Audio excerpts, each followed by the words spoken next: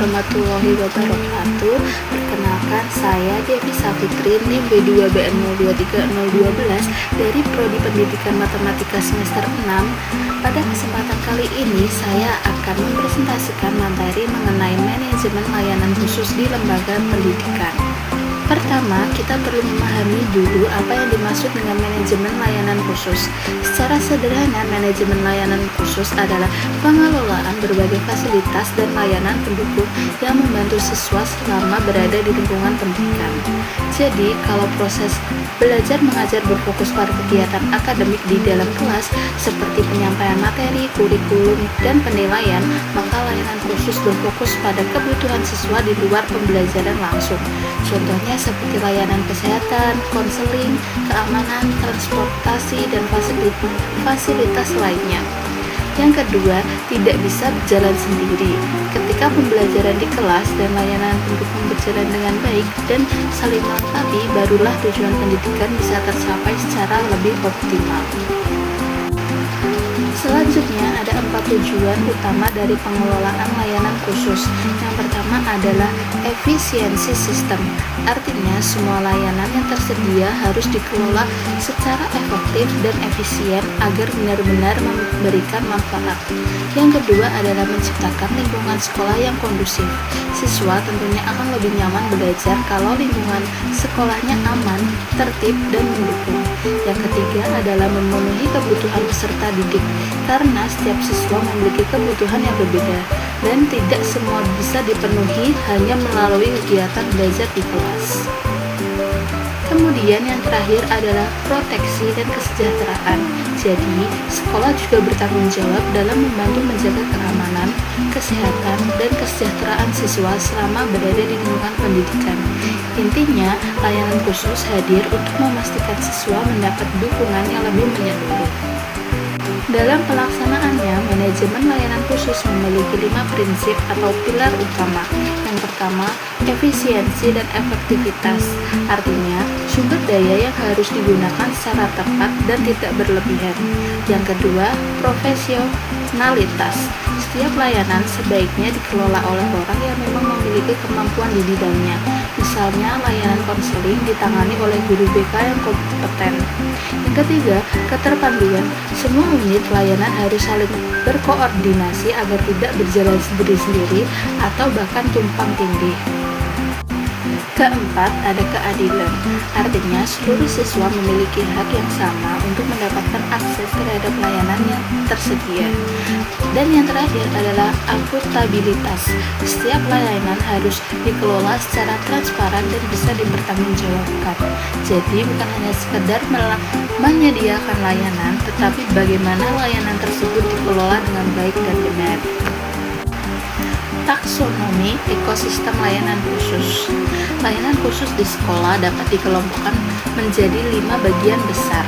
Yang pertama, dukungan psikologis dan karir melalui layanan bidang dan konseling. Yang kedua, mendukung akademik melalui perpustakaan dan laboratorium. Yang ketiga, kesejahteraan dasar melalui UKS dan kantin. Yang keempat, pengembangan karakter melalui OSIS dan kegiatan ekstrakurikuler. Dan yang kelima, layanan logistik serta kemandirian melalui transportasi dan asrama. Meskipun fungsinya berbeda-beda, sebenarnya semua layanan ini saling berhubungan. Tujuannya sama, yaitu memenuhi kebutuhan peserta didik secara menyeluruh, bukan hanya dari sisi akademiknya. Untuk layanan yang pertama yaitu bimbingan dan konseling atau BK.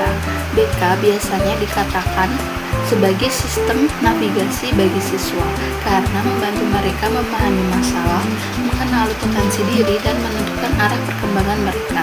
Secara umum, layanan BK dapat dilihat melalui 3 fungsi.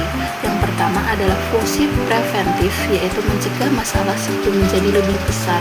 Contohnya melalui kegiatan orientasi siswa baru atau pemetaan minat dan bakat. Yang kedua adalah fungsi pengembangan. Pada tahap ini, siswa dibantu untuk mengembangkan konsep diri, kemampuan sosial, maupun potensi yang dimiliki. Kemudian, yang ketiga adalah fungsi kuratif, yaitu membantu siswa yang sudah mengalami masalah tertentu melalui konseling individu atau penanganan masalah yang lebih khusus. Jadi, BK bukan hanya tempat untuk siswa yang bermasalah.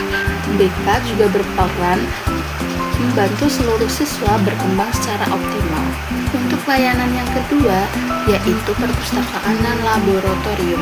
Perpustakaan berfungsi sebagai pusat informasi.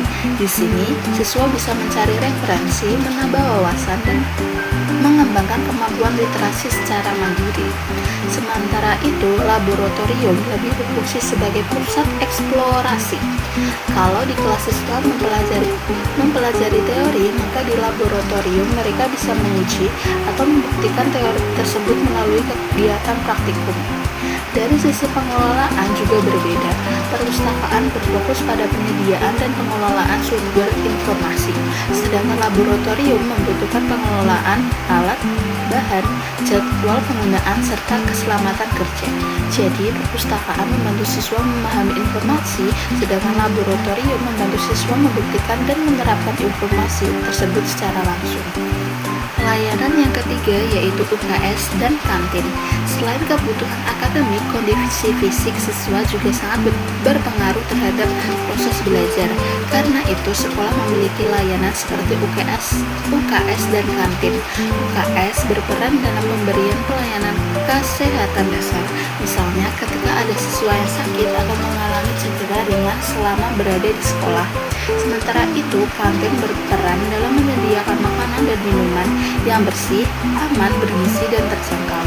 Kedua layanan ini sebenarnya saling mendukung. UKS membantu menjaga dan menangani kondisi kesehatan siswa, sedangkan kantin membantu memenuhi kebutuhan nutrisi mereka. Kalau kondisi fisik siswa terjaga dan kebutuhan nutrisinya terpenuhi, tentu mereka juga akan lebih fokus dan nyaman dalam mengikuti pembelajaran. Untuk layanan yang keempat, ada transportasi dan asrama. Layanan transportasi membantu mengatur mobilitas siswa agar lebih nyaman dan terjadwal. Dengan adanya sistem antar jemput yang baik, resiko keterlambatan juga bisa dikurangi. Sedangkan asrama memiliki fungsi yang lebih luas, karena pengawasan terhadap siswa berlangsung di luar jam sekolah. Asrama bukan hanya sekedar tempat tinggal, tetapi juga menjadi lingkungan untuk membentuk kedisiplinan, kemandirian, tanggung jawab, dan kemampuan bekerja sama.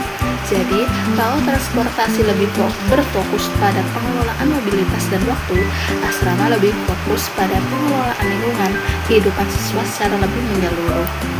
Selanjutnya, ada layanan yang berperan dalam pengembangan karakter dan kepemimpinan siswa. Pada tingkat dasar, siswa dapat mengikuti berbagai kegiatan ekstrakurikuler sesuai dengan minat dan bakat mereka. Melalui kegiatan ini, siswa tidak hanya mengembangkan kemampuan tertentu, tetapi juga belajar tentang disiplin, kerjasama, komunikasi, dan tanggung jawab. Kemudian, pada tingkat yang lebih tinggi ada OSIS. Di sini, siswa mulai belajar mengelola organisasi, menyusun kegiatan, mengambil kesimpulan, dan bertanggung jawab terhadap tugas yang diberikan.